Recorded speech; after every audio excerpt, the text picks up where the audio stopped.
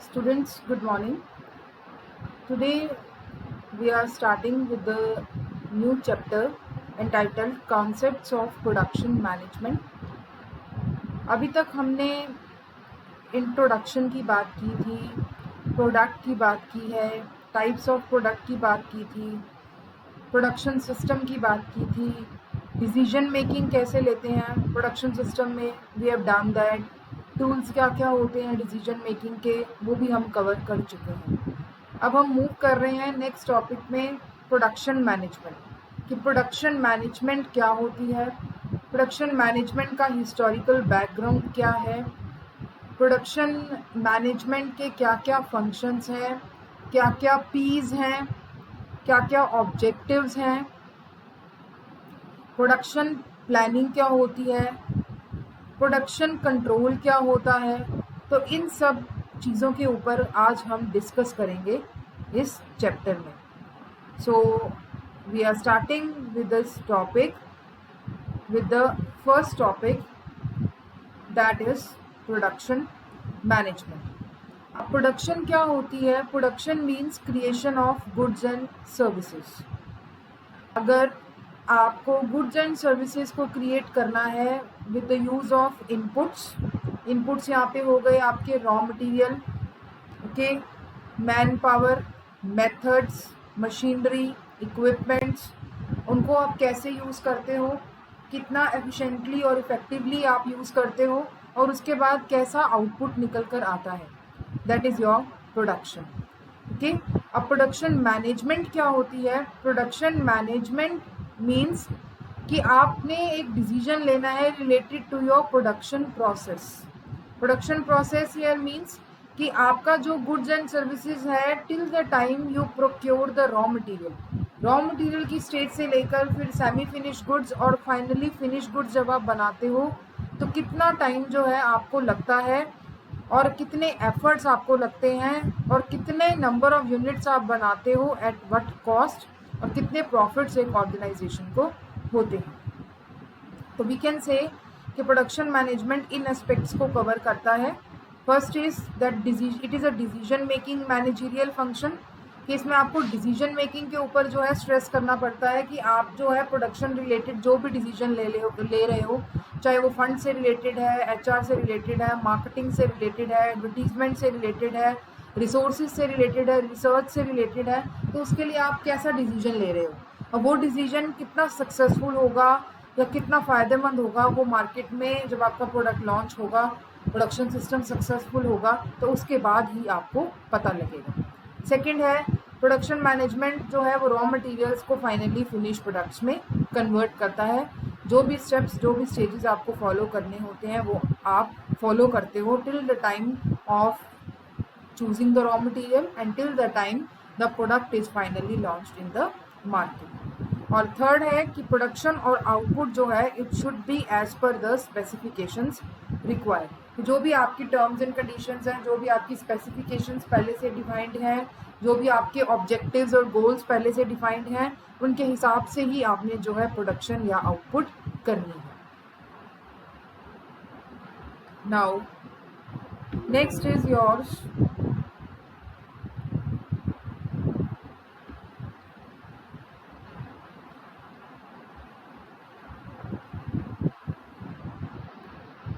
Operations management. Operations management क्या होता है? It is concerned with managing the process that converts inputs into output. Inputs जैसे मैंने बताया, in the form of material, in the form of labour, in the form of energy, ठीक है, और output means your goods and services. तो हम ये कह सकते हैं कि ऑपरेशंस मैनेजमेंट जो है वो फील्ड ऑफ स्टडी है जो फोकस करती है प्लानिंग के ऊपर, शेड्यूलिंग के ऊपर, manufacturing of goods and services के ऊपर। और वो किस तरीके से करते हो?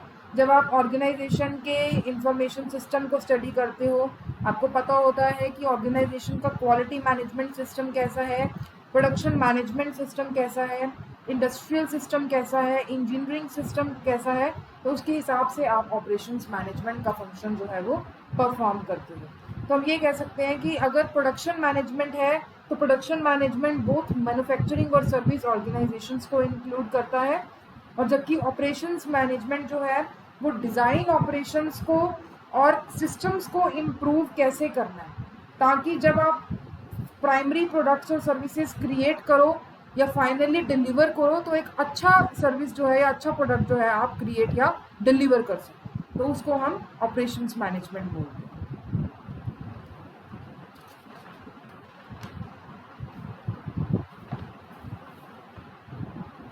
Next is yours different concepts या different aspects of production function. Different aspects of production function को जानने से पहले हमें ये जान लेना चाहिए कि प्रोडक्शन और ऑपरेशंस मैनेजमेंट जो है दोनों इंटर रिलेटेड हैं। ओके, कुछ ऑथर्स कहते हैं कि प्रोडक्शन मैनेजमेंट और ऑपरेशंस मैनेजमेंट में कोई डिफरेंस नहीं है। Okay, some people say that there is a difference between production management and operations management. तो ऑल टुगेदर ये निकल कर आया है कि प्रोडक्शन मैनेजमेंट जो है वो डील करता है with the manufacturing of the product, that is how you are converting your raw material into finished products.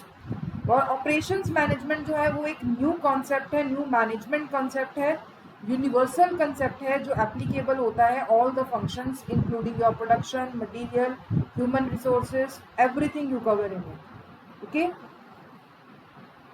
Is it? Next is आपके पास, अब हम डिफरेंट एस्पेक्ट्स की बात करेंगे। अब ये एस्पेक्ट्स कैसे आए प्रोडक्शन और फंक्शन के, कि पहले क्या था कि एडम स्मिथ ने 1776 में डिवीजन ऑफ लेबर का कॉन्सेप्ट दिया था। जब उसने डिवीजन ऑफ लेबर का कॉन्सेप्ट दिया तो वहाँ से प्रोडक्शन मैनेजमेंट का कॉन्सेप्ट जो है वो एम्फेसाइज किया गया, वहाँ से प्रोडक्शन मैनेजमेंट के कॉन्सेप्ट का बर्थ हुआ। चार्ल्स बेबेज था, उसने एम्फेसाइज किया on using of scientific methods for production. तो F.W. टेलर ने जो है उसने भी कुछ चीज़ें प्रिस्क्राइब की इस फील्ड में। तो F.W. टेलर ने कहा कि आप जो है रूल ऑफ थंब को रिप्लेस कर लो with scientific methods, which means that you should select right persons for right jobs and their training development should be done for better performance of the organization। तो Taylor ने ये कहा कि workers और management के बीच में जो है हारमोनी होनी चाहिए, अच्छा रिलेशन होना चाहिए, कोऑपरेशन होनी चाहिए, ताकि जो है आप प्रोडक्शन को मैक्सिमम कर सको और बेटर वेजेस जो है वो वर्किंग क्लास को दे सको। तो इसमें जो है स्पेशलाइजेशन ऑफ वर्क के ऊपर जो है ज़्यादा स्ट्रेस किया गया। Okay, after that came the concept of your Gantt charts, then economic order quantity, McGregor की थ्योरी आई, X and Y theory, motivation की थ्योरी है ये। ऐसे ही मैस्लो की थ्योरी आई, Maslow need hierarchy theory. Okay, तो बहुत सारी डेवलपमेंट्स हुई। तो उसके बाद जो है फाइनली जो है आपका प्रोडक्शन और ऑपरेशंस मैनेजमेंट का कॉन्सेप्ट जो है वो एग्जिस्टेंस में आया, और वहीं से इन तीन कॉन्सेप्ट्स का जो है रेलेवेंस हमें पता लगा, that is manufacturing function, ancillary function and advisory function. Manufacturing function वो होता है जिसमें हम डिसीजन लेते हैं related to selection of your factory, its location, design, layout, type of products to be produced, research and development etcetera. उसके बाद second आया एंसिलियरी फंक्शन। ठीक है, एंसिलियरी फंक्शन वो होते हैं जो हमारे प्रोडक्शन फंक्शन को सपोर्ट करते हैं या स्मूदन करते हैं। ओके, ये प्रोडक्शन प्लानिंग और कंट्रोल से रिलेटेड होते हैं, मेंटेनेंस से रिलेटेड है, परचेजिंग से रिलेटेड है, स्टोर कीपिंग से रिलेटेड होते हैं। थर्ड है आपका एडवाइजरी फंक्शन। एडवाइजरी फंक्शन वो होता है जो आपकी प्रोडक्शन फंक्शन को इम्प्रूव करता है, क्योंकि इसमें हम इंक्लूड करते हैं work study, method study, operation research, inspection and quality control. This is your aspects. Next is your 5 P's of production management. Production management जो है इन 5 P's से बना है, product, plant, process, programme and people. तो पहला हम करेंगे प्रोडक्ट। प्रोडक्शन जो है वो पॉसिबल नहीं हो सकती without the concept of product.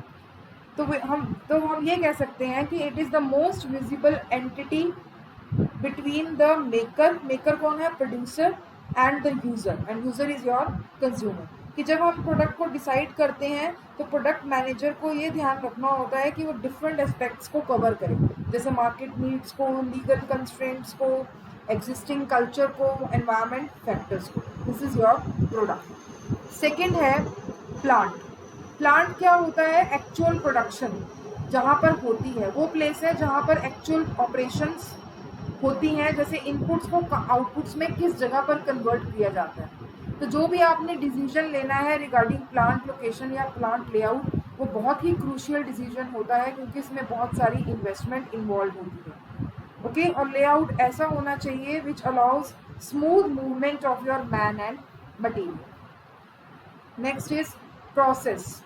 Process का मतलब क्या होता है आपका? सीक्वेंस ऑफ ऑपरेशंस, कि there are number of process, number of methods which are available for creating a product.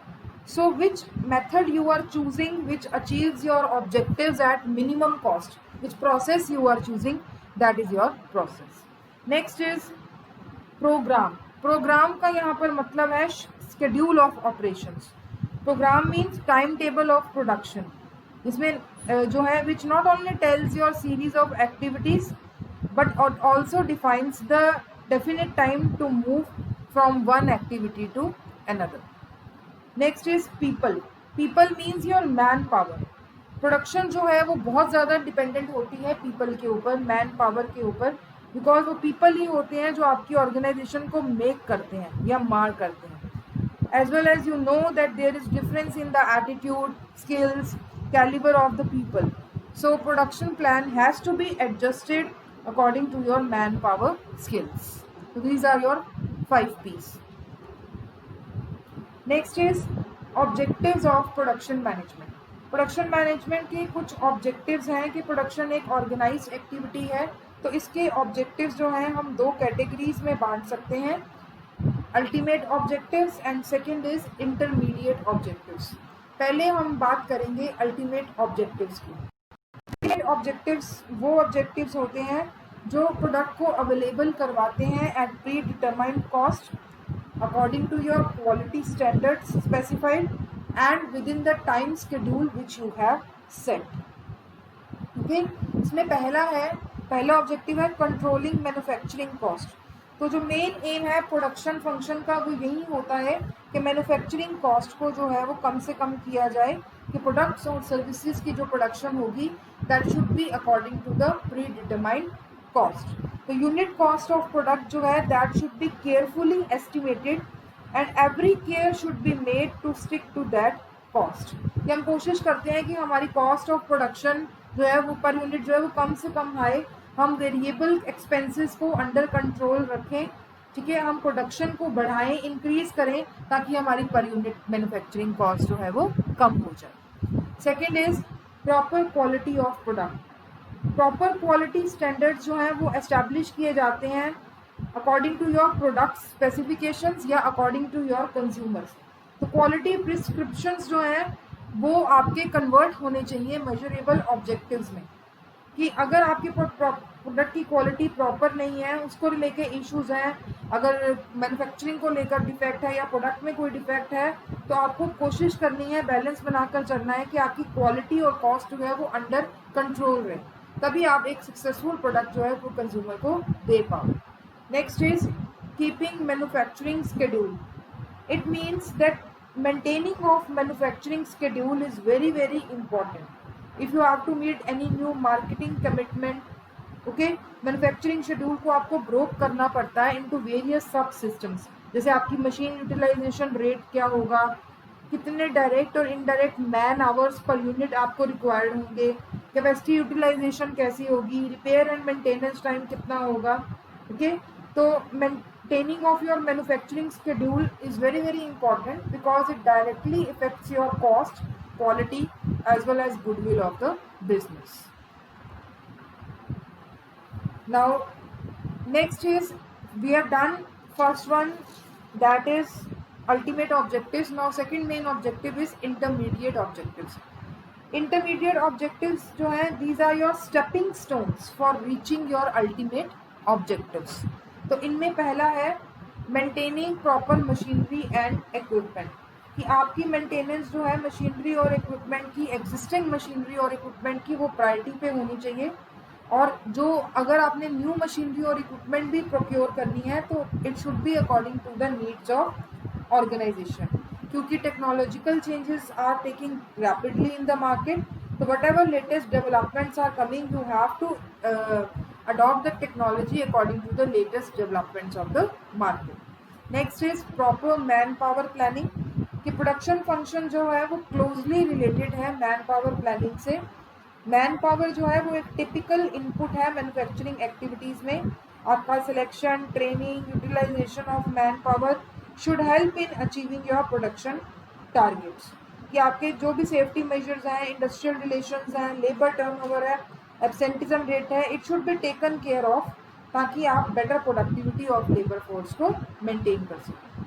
Next है एडिक्वेट मैन्युफैक्चरिंग सर्विसेज. आपके पास प्रॉपर और एडिक्वेट सर्विसेज जो है वो डायरेक्टली इफेक्ट करती हैं आपकी इनपुट्स के ऊपर. जैसे इनपुट जैसे मैन, मटेरियल, मशीन्स. अगर आपके पास फैसिलिटीज़ अवेलेबल हैं, अच्छी पावर फैसिलिटी है, वाटर सप्लाई है, मटेरियल हैंडलिंग जो आपकी प्रॉपर प्लानिंग से हो रही है, तो आप क्वालिटी प्रोडक्ट्स बना सकते हो. ठीक है, लो प्रोडक्शन कॉस्ट का ऑब्जेक्टिव अचीव कर सकते हो, कंज्यूमर सेटिस्फेक्शन भी कर सकते हो. Next is materials. The material objective must be prescribed in terms of your units or in terms of your rupee values, in terms of your space requirement. कि per unit material cost हमें पता होनी चाहिए, वो specified होनी चाहिए और efforts करने चाहिए ऑर्गेनाइजेशन को to increase the inventory turnover rate of all types of material. कि आपका कितनी जल्दी जो रॉ मटेरियल का स्टॉक है वो सेल्स में कन्वर्ट होता है या फिनिश गुड्स में कन्वर्ट होता है, उसको हम टर्नओवर बोलते हैं. तो वो रेट आपका क्विक होना चाहिए, इंक्रीज होना चाहिए. नेक्स्ट है मेथड्स. एक डेफिनेट मेथड होता है, एक डेफिनेट वे होता है जिसके हिसाब से आपके इनपुट्स को जो है ट्रांसफॉर्म किया जाता है फिनिश प्रोडक्ट्स के अंदर. तो ये आप मैनुअली भी कर सकते हो, मैकेनिकली भी कर सकते हो, इलेक्ट्रॉनिकली भी कर सकते हो, ऑटोमेटिकली भी कर सकते हो. अगर आप राइट मेथड को यूज़ करते हो तो आपका आउटपुट मल्टीप्लाई हो जाता है, कॉस्ट कम हो जाती है और क्वालिटी इम्प्रूव हो जाती है. So these were your functions. Now next is this was your objectives which we have covered. Now next is functions of production management. Globalisation का ज़माना है, इतनी इकोनॉमीज ग्लोबलाइज हो गई हैं कि it has created intense competition among the producers. तो इस कट थ्रोट कंपटीशन में आप तभी सर्वाइव कर सकते हो अगर आप कंज्यूमर की यूज़र की रिक्वायरमेंट्स के अकॉर्डिंगली प्रोडक्ट को मैन्युफैक्चर करते हो and that too at a reasonable cost. तो इसमें ये कुछ फंक्शंस हैं जिनकी मैं बात करूंगी. पहला है प्रोडक्शन प्लानिंग. प्रोडक्शन प्लानिंग का मतलब क्या है कि प्रोडक्शन मैनेजर जो है वो रिस्पॉन्सिबल है for producing the goods and services as per the needs of consumers. तो क्वांटिटी जो भी आपने प्रोड्यूस करनी है it depends upon your potential demand. तो प्रोडक्शन मैनेजर को उस हिसाब से इनपुट्स अरेंज करने पड़ते हैं प्रोडक्शन शेड्यूल के हिसाब से. ठीक है, इट रिक्वायर्स प्रॉपर प्लानिंग. कि अगर आपने एक ऑल्टरनेटिव कोर्स ऑफ एक्शन है उसको उसमें से किसी एक ऑल्टरनेटिव को चूज़ करना है तो आपको प्रॉपर प्लानिंग की ज़रूरत है. तो प्रोडक्शन प्लानिंग जो है या प्रोडक्शन पॉलिसी जो है एंटरप्राइज की वो बहुत क्रूशियल रोल प्ले करती है यहाँ पर. तो जब भी हम प्रोडक्शन प्लानिंग करते हैं तो हमें कुछ कंस्ट्रेंट्स को फेस करना पड़ता है जो बहुत बहुत इम्पॉर्टेंट है, उनकी स्टडी करना बहुत इम्पॉर्टेंट है. वो कंस्ट्रेंट्स ये हैं. उसमें पहला है limitation of range. Limitation of range means कि आपको ये डिसाइड करना पड़ता है कि what is the optimum range of products. कि आपके पास स्पेशलाइजेशन का एनफ स्कोप होना चाहिए. ओके, कि रेंज जो है वो स्पेशलाइज्ड नहीं होनी चाहिए, क्योंकि आप अगर जो है आपके पास वैरायटी होगी तो आप अकॉर्डिंगली मैन पावर भी उस तरीके का, उनकी नॉलेज जो है या उनके स्किल्स जो हैं उस तरीके के आप हायर कर सकते हो और स्पेशलाइजेशन के कॉन्सेप्ट को फॉलो कर सकते हो कि जो जिस काम में एक्सपर्ट है, एडवांस्ड है, स्पेशलाइज्ड है, वही उस काम को करे. बार बार करने से, प्रैक्टिस करने से जो है ऑटोमेटिकली परफेक्शन आ जाती है और आप अपने गोल्स को अचीव कर लेते हो. नेक्स्ट है अवेलेबिलिटी ऑफ रिसोर्सेज.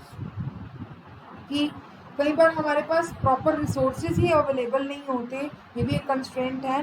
ठीक है, अगर आपके पास अच्छा प्रीमिसेस नहीं है, अच्छा प्लांट नहीं है, अच्छा लेबर नहीं है, ठीक है, तो आप अपने प्रोडक्शन को स्मूथली नहीं कर पाओगे. तो इस चीज़ का भी आपने ध्यान रखना है. थर्ड है डिफरेंट प्रोडक्शन लेवल्स, कि आपका प्रोडक्शन लेवल जो है आपने डिसाइड करना है कि आपने कहाँ तक जो है प्रोडक्शन करनी है। हम वहाँ तक प्रोडक्शन करते हैं जहाँ तक प्रोडक्ट की मार्केट में डिमांड है, और जब हम प्रोडक्ट की मार्केट में डिमांड को स्टडी करते हैं तो हमने ये भी ध्यान रखना है कि हमारी पर यूनिट कॉस्ट जो है वो कम से कम आए। तो इस सिचुएशन में कई बार ये कंस्ट्रेंट हो जाता है कि हम इस प्रिंसिपल को फॉलो नहीं कर पाते। नेक्स्ट है problem of cost and price, कि आपके पास कई बार क्या होता है कि भाई कॉस्ट और प्राइजेस का जो डाटा है वो एस्टेब्लिश नहीं होता, या आपके पास प्रॉपर इंफॉर्मेशन अवेलेबल नहीं होती। ये कुछ ऐसे फैक्टर्स हैं जो जैसे प्राइसेस जो है वो एक कंज्यूमर की परचेजिंग पावर को भी इफेक्ट करते हैं। ठीक है, कॉस्ट ऑर्गेनाइजेशन को कितनी कॉस्ट ऑफ प्रोडक्शन पड़ रही है उसके हिसाब से वो प्रोडक्ट की सेल्स करेंगे या प्रोडक्ट का सेल प्राइस सेट करेंगे। आगे कंज्यूमर की इनकम कैसी है, ऑक्यूपेशन कैसी है, परचेजिंग पावर कैसी है, कॉस्ट ऑफ लिविंग कैसी है, उसके ऊपर भी डिपेंड करता है कि वो एक प्रोडक्ट को परचेज कर रहे हैं या नहीं कर रहे हैं। तो एक प्रॉब्लम है of cost of and price कि आपको एक बैलेंस क्रिएट करना पड़ता है, रिलेशनशिप क्रिएट करनी पड़ती है, वो जो कई बार डिफिकल्ट हो जाती है। नेक्स्ट है फाइनेंशियल प्रॉब्लम्स। फाइनेंस जो है वो लाइफ ब्लड है बिजनेस का। ओके, अगर आपको कॉस्ट ऑफ फाइनेंसिंग नहीं पता तो आप अपने ऑर्गेनाइजेशन के जो भी ऑब्जेक्टिव्स हैं, चाहे वो प्रोडक्शन से रिलेटेड है, मार्केटिंग से रिलेटेड है, सेल्स से रिलेटेड है, रिसर्च से रिलेटेड है, आप उनको अचीव नहीं कर सकते। तो अगर आपने प्रॉफिटेबिलिटी के पॉइंट को अचीव करना है तो आपके पास जो है फाइनेंशियल कंस्ट्रेंट नहीं होना चाहिए, क्योंकि प्रॉपर फंड्स होने चाहिए और प्रॉपर लिक्विडिटी जो है वो मेंटेन होनी चाहिए। Next is managerial expertise. कई बार कंट्री, इंडिया एक ऐसी कंट्री है कई बार जहाँ पर अबंडेंस ऑफ रिसोर्सेज अवेलेबल है, अबंडेंस ऑफ चीज़ें अवेलेबल है, लेकिन मैनेजरियल एक्सपर्टाइज अवेलेबल नहीं है।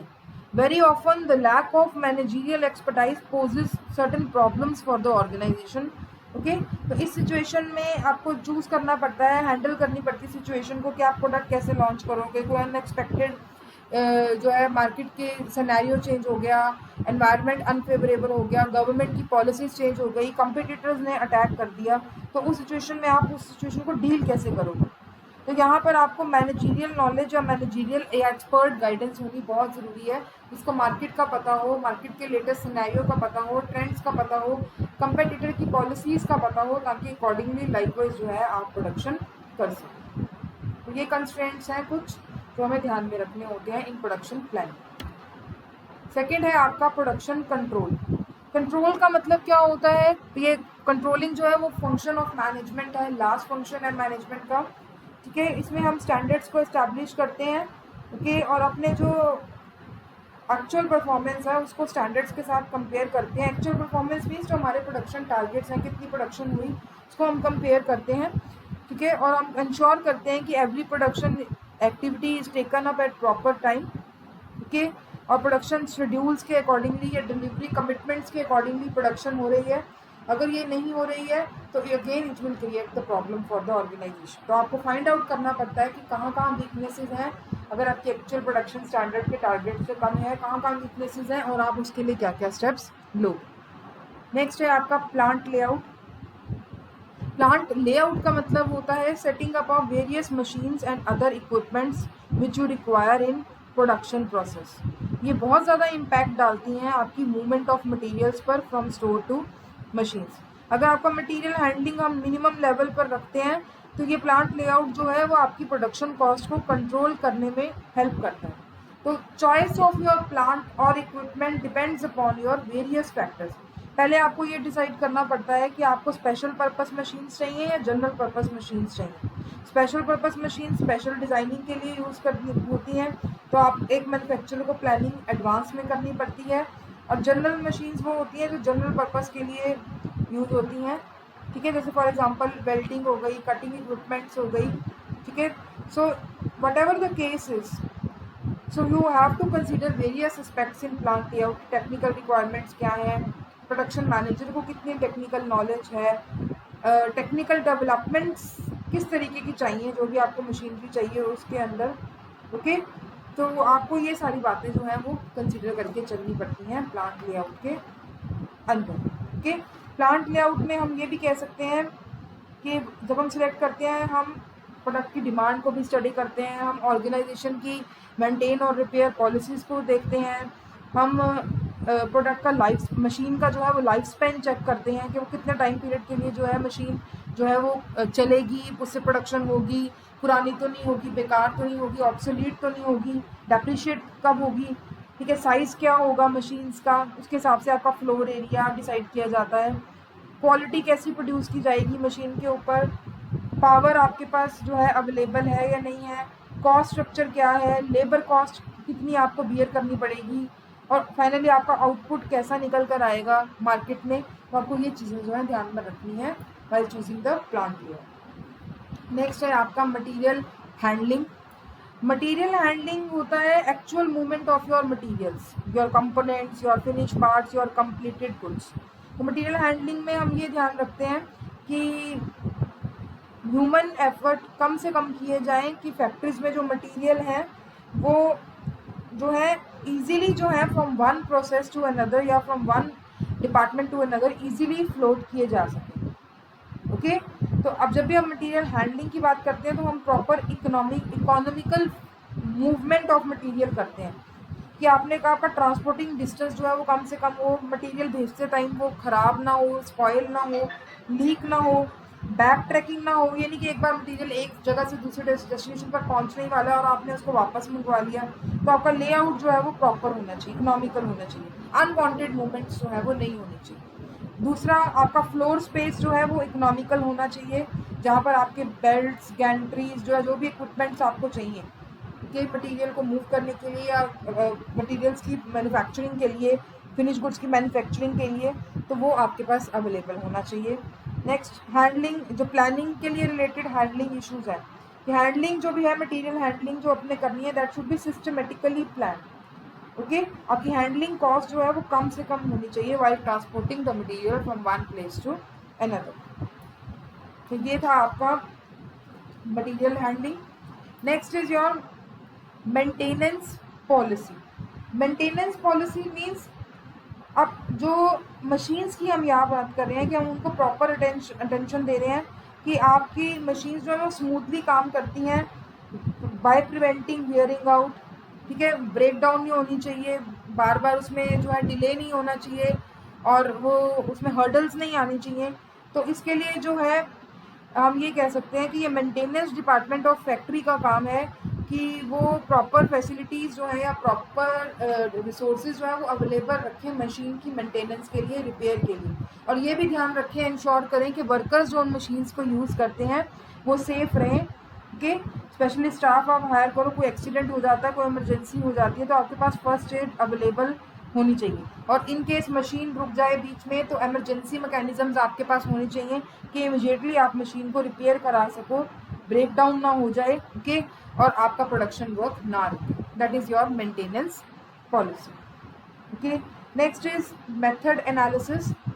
अब मेथड एनालिसिस क्या होता है कि आपके पास कौन कौन से ऑल्टरनेटिव मेथड्स अवेलेबल हैं फॉर मैन्युफैक्चरिंग अ प्रोडक्ट। कुछ मेथड्स इकोनॉमिकल होते हैं, कुछ नहीं होते। तो the process of selecting the best method is called as method analysis. Method analysis आपकी कॉस्ट को मिनिमम करने में हेल्प करता है और प्रोडक्टिविटी को इम्प्रूव करने में हेल्प करता है। इसमें हम सिंप्लीफिकेशन और स्टैंडर्डाइजेशन का कॉन्सेप्ट जो है वो यूज़ करते हैं। सिंप्लीफिकेशन मीन्स कि you are reducing the variety of components और फाइनल प्रोडक्ट्स, या आप एलिमिनेट कर देते हो वो लेबर या वो मटेरियल जो आपको नहीं चाहिए प्रोडक्शन के लिए, एसेंशियल चीज़ों को रखते हो और अनएसेंशियल चीज़ों को एलिमिनेट कर देते हो। तो स्टैंडर्डाइजेशन का मतलब क्या है कि आप स्टैंडर्ड कंपोनेंट्स को यूज़ कर रहे हो, ठीक है, आप सपोज करो आप कार का मॉडल बना रहे हो तो आप वही सेम डोर हैंडल्स यूज़ करते हो, ओके, पर आप जो है उनको जो डोर हैंडल्स जो आप यूज़ कर रहे हो आप उसके लिए डिफरेंट मॉडल्स लेकर आओ, डिफरेंट कंपोनेंट्स लेकर आओ, उनकी मार्केटिंग अलग तरीके से करो, ओके, क्वालिटी को इम्प्रूव करो so that you can achieve your goals. Next is this is the your work method analysis. Next is work measurement. Work measurement क्या होता है? It is concerned with the measurement of production of your individual workers. कि आपके workers जो हैं वो किस तरीके से काम करते हैं, अबव स्टैंडर्ड्स करते हैं या बिलो स्टैंडर्ड्स करते हैं, ठीक है। उनका अगर लैक ऑफ ट्रेनिंग है या मोरल लो हो गया है तो उनको मोटिवेट करो, टाइम टू टाइम उनको ट्रेनिंग दो। Okay, next is yours quality control. Next is quality control. Quality control क्या होता है कि इसमें हम जो है प्रॉपर क्वालिटी ऑफ गुड्स के ऊपर जो है वो स्ट्रेस करते हैं। हम ये कोशिश करते हैं कि हमारा प्रोडक्ट जो है वो क्वालिटी के अकॉर्डिंगली प्रोड्यूस किया जाए।